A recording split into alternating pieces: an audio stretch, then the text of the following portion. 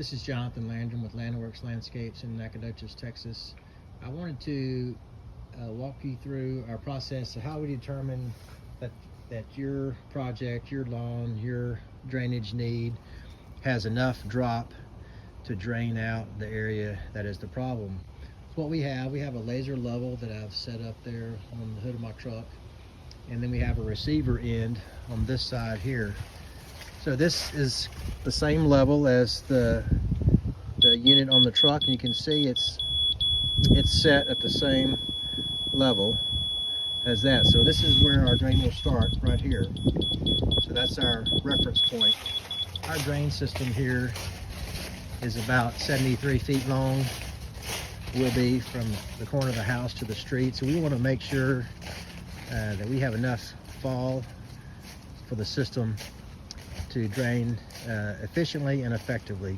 And we want the homeowner to have the assurance that our system is going to provide that for them. So here I am at the curb, have our laser unit there with my receiving rod here, and we're going to raise it up and match with the level there on the truck and see what our difference is, our fall from the back of the house to the curb. So about right there, I've measured this already. We have about 8 inches of difference between where the top of the drain will start at the house to the top of the exit here at the curb. So 8 inches of drop over 73 feet is more than enough to drain this area out to keep the water from running up underneath the house. So we're in good shape here, won't have any issues getting enough fall for this customer here.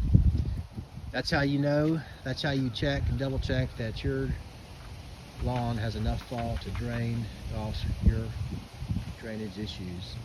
Give us a call, we can help you determine that in your project. Landworks Landscapes, 936-615-6568.